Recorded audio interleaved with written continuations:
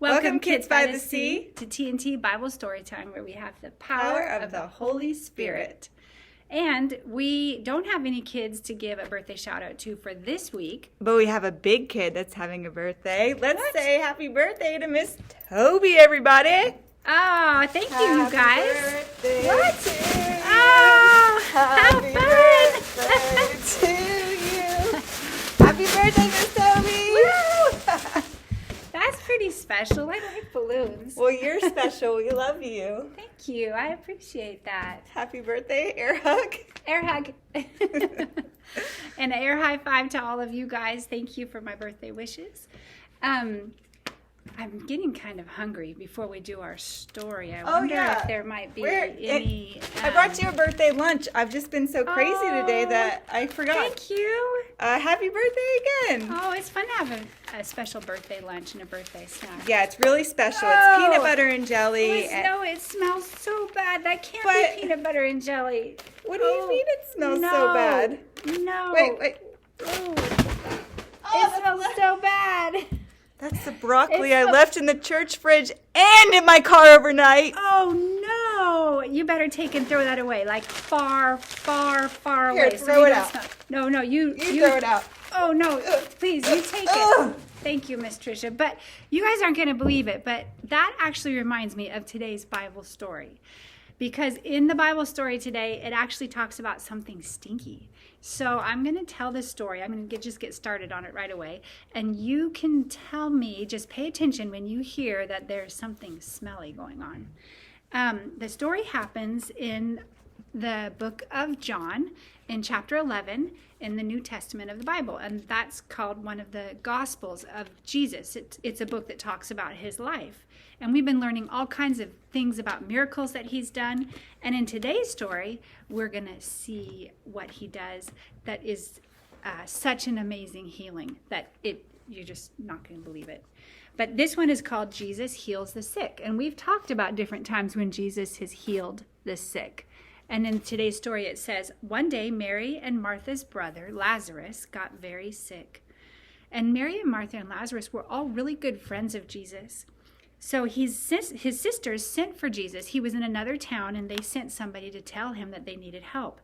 He was in another village teaching. But Jesus didn't come for 2 more days. And when he arrived, Lazarus, their brother, had already died. And his sisters were very upset. You could imagine how sad they felt. When Jesus did finally get there, Martha, the one sister, went out and she said, "Where were you? We thought you loved Lazarus. If you had been here, you could have healed him." And they cried. And do you know what happened? Jesus cried too. Jesus cared about how they felt, and Jesus cares about how I feel and about how you feel when you're sad. He has emotions just like we have emotions.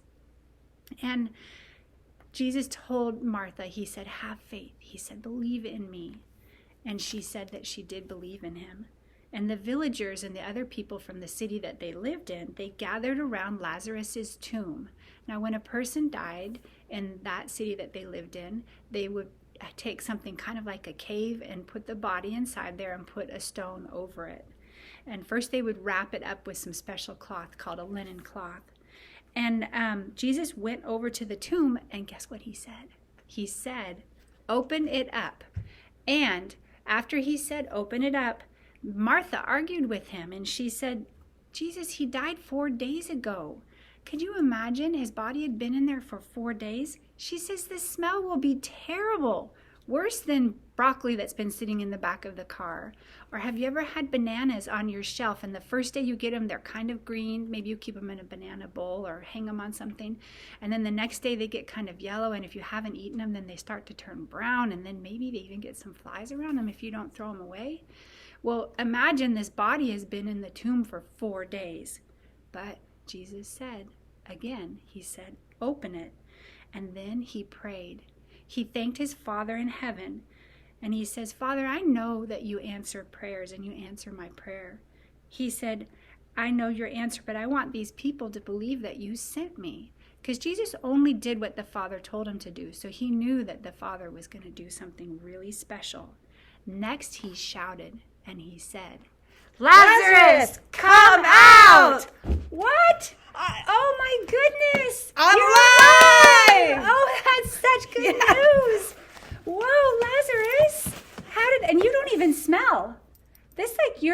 just perfect. Look at your body. It looks so good. I'm alive. I feel refreshed. I took a nap and now I feel ready to go. Oh my goodness. Only Jesus could do that.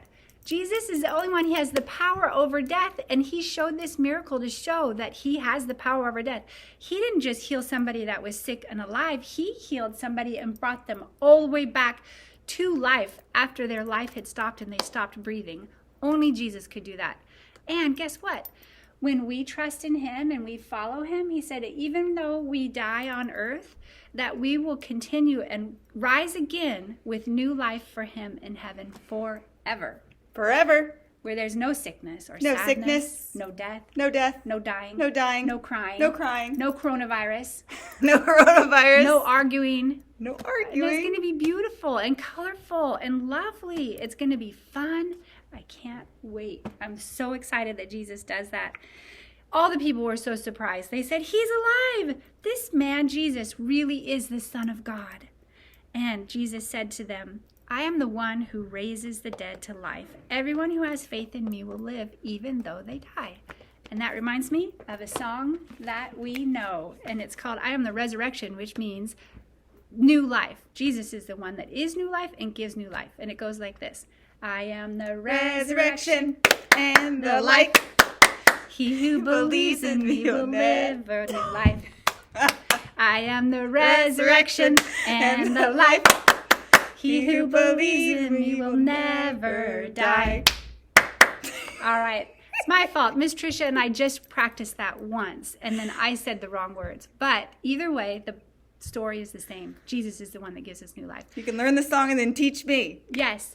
Anyways, we'll do it this Sunday at church. Love you guys. Hope to see Love you again. Check the family email. Yeah, check the family email. Until next week, goodbye.